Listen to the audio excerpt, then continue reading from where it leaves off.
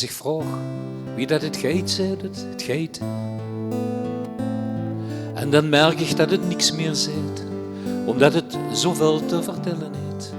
Als ik dan zie wie het gaat onbeholpen steekt, dan zwieg ik een glimlach voor alles wat ik zelf geer zag. Over de zon, achter de wolken, over al wat morgen anders is, over de dag die ze kan splukken, over wat dat het zo lang gemis overleven, over slopen, over vergeten wat geweest, over druimen, over hopen, over dat wat ze met een glimlach zees.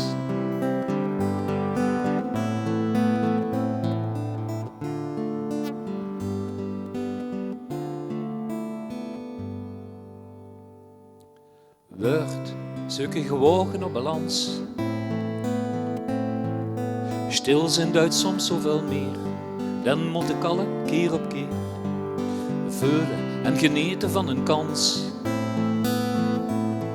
Dan zwiegen van de glimlach weer, het stil vertellen deze keer.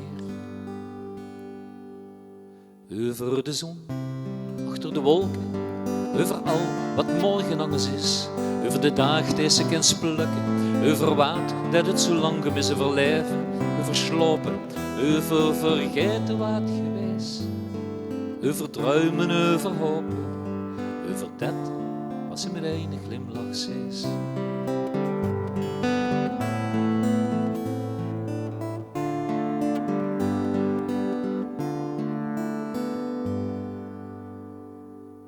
Als ik vroeg wie dat het geit zei, het geit. En dan merk ik dat het niks meer zit, omdat het zoveel te vertellen heeft.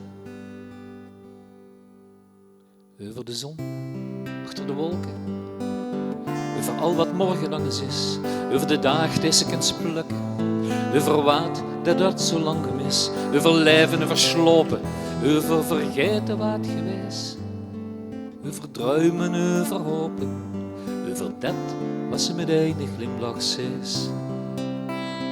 Over druimen, over hopen, over dat wat ze met een glimlach zees. Ja, dan werd het hoog tijd voor een schoon stukje muzikaliteit. En je hebt zojuist geluisterd naar een heel schoon nummer van Ton Kusters en hij zit nu bij ons aan tafel. Welkom, Ton. Hallo. Hallo. Ton, dat is wel heel lang zingen, of niet? Redelijk het niet, ja. Ja. Wat zet dat voor dich? Wat duidt zingen met dich? Ja, weet je niet, ik heb dat met de pap level ingegeven gekregen. Want? Ik kan me altijd nog herinneren dat pap en mam onder het afwassen stonden te zingen. En dan ging ik gewoon mitzingen. Ja. En wie het kost ben ik in Zwamen bij jongerenkoor gegaan en daar gezongen. En op een gegeven moment mijn eerste gitaar gekregen. En ja, ik ben zelf beginnen te schrijven. En doorgegangen tot nu. En toen... En hopelijk nog heel Denk je nog heel lang? Ja. Dat ding in het koor is natuurlijk heel wat anders dan solo. En zeker met de gitaar. Wat sprak je daarin aan? Was dat alleen op het podium staan of juist een beetje die bescheidenheid? Nou, met de gitaar is gekomen dat ik die gekregen heb. Ik heb voor het jongerenkoor toen ook al teksten geschreven. En op een gegeven moment gisteren ook teksten voor ikzelf schrijven. Dat woord wie had zal ik zingen. En een jaar of 18, 19, dus liefdesliedjes werden gewoon geschreven. En ik pongelde een beetje op die gitaar. En toen ben ik les gaan nemen in Lin, bij Odoeve. En na 2 lessen kwam ik erachter dat ik zelf schreef. En eigenlijk een maand later zo ervoor in de studio om dingetjes op te nemen. En zo is het eigenlijk langzaamaan steeds doorgegaan. En heel af en toe vind ik dat weer leuk om weer opnieuw op te nemen. Nou ja, en vindt ze zichzelf ook steeds weer opnieuw uit? Is het een ander genre of blijft ze in hetzelfde? Je hebt dialect gezongen, maar ook in het Frans. Nou, Frans is meer de chansons die ik doe. Nee, van mijn eigen repertoire wat ik zing. Trouwens niet zo druk, maar ik zing drukker gewoon ook in Frankrijk. We gaan zomers altijd 3 maanden naar Frankrijk en dan zing ik daar. Laat me zeggen, daar zitten de mensen niet echt te wachten op mijn Limburgstalige liedjes. En dan zing ik gewoon de Franse chansons dan. Ja. Dus ik weet Heerlijk. ik van erin. Ook schon. Ja. Allemaal chic. Doe je ze ook regisseren wel eens? Hè? Of je het voor grotere producties gaat... Ja, dat is ook een paar keer gedaan. Ja, Dus, toch? Ja, dus- we hebben ooit toevallig vanmiddag de foto's nog van gezien, de 3 Stuven opera. Dat is eigenlijk 3 groschen oper van Brecht. Die heb ik vertaald in Limburgs toen. Later nog op basis van de nu bedeleers gedaan, de Noormannen. Ja. Hasselt ook nog. Ja, een hele Wel grote spektakel productie. aan het Gewoon grote spektakels, ja. Ja. Spektakelstukken. Als je een liedje, komt dat bij tegen eens op of ga je ze echt over zitten van ik ga dat nu schrijven? Dat is heel sterk afhankelijk van wat de vraag is. Want soms krijg je gewoon een opdracht eigenlijk van kent ze door, heb ze geschreven. En dan ga ik me verdiepen in de thematiek en dan schrijf ik daar een liedje over inderdaad. En soms kun je inderdaad vanuit een emotionele gebeurtenis wat ze zelf metgemaakt heeft, wat ze dan gewoon op geest verwerken in een liedje eigenlijk dan. En schrijf je het dan in een korte periode? Of zijn er ook liedjes van je zegt, nou die heb ik bijvoorbeeld al 2 jaar op de plank liggen, ik mis nog een mooi einde of zo? Dat en soms in het ook dat ze dan achteraf dingen op het laatste wat we ooit opgenomen hebben, daar staat een liedje onderweg op. En dat is één gedeelte van dat liedje heb ik ooit in 83 of 84 geschreven. En het tweede gedeelte in 2 jaar geleden of zo. En dan gaan ze dat met elkaar combineren en daar komt dan gedangsdoet. En het heeft er ook mee te maken met de mensen waar ze dan met samenspeelt. Want als ik dingen wil opnemen, dan doe ik er altijd met anderen. Dat niet alleen met de gitaar doen. Als ze een nummer voor zichzelf schrijft, dan heb ze geen tijdsplanning. Maar als ze bijvoorbeeld aan een productie, dan zit ze aan een tijdsplanning. Hè? En ben ik altijd Dat net geeft wel die. druk. Hoor. Ja, ben ik altijd net of die. Ai. Ik geef dat ook altijd aan van jongens, ook dat geval bij thema, bijeenkomsten en zo, om dat Ja. te schrijven. En dan zeg ik altijd van, het komt, maar verwacht niet van mij tegen werk van tevoren. Ik laat horen wat weert, want dat weet ik dan nog niet.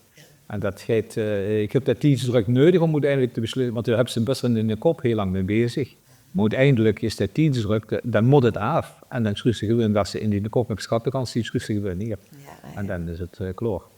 Hoop ze. Ja. En heel dag zijn dat soort objecten, oh nee, mag ik niet zeggen, maar heel dag zijn dat voor 1 keer en dan maakt het niet uit, dus er 1 woord niet helemaal... Dat komt dan nog vanzelf, hè, het proces hier Ja. natuurlijk. Maar dat is dat liedje over open deuren. Ja. Dat is ook voor zo geschreven. Maar dat kan ik nog steeds zingen zonder dat ik denk, dan zou ik nog aan wat ik ga dan moeten doen in ieder geval. Vroeger had je dan LP's, CD's. Ja. Hoe werkt dat nu? Heb je streams op Spotify? Ik ben op Spotify druk te vinden, ja. Dus dat is grandioos, ook de inkomsten die er ook komen. Nee, maar het is...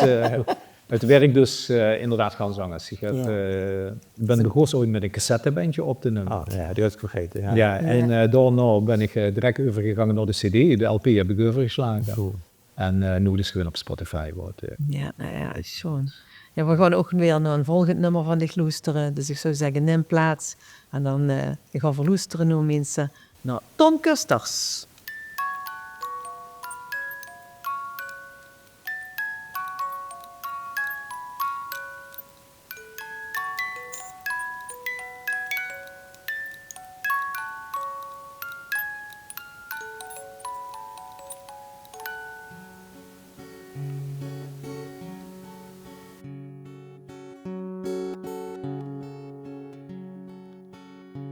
Ik draai in een speeldoos en ik speel met de tijd, met wat komt en wat ooit is geweest.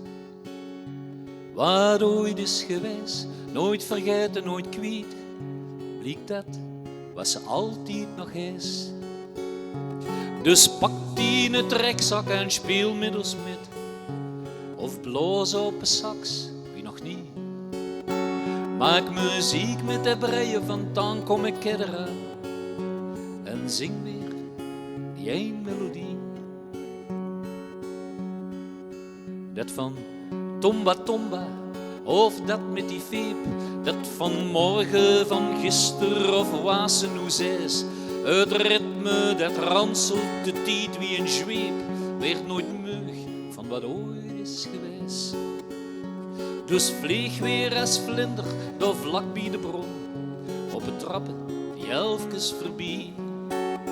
Leen de schmale, de krullen, dood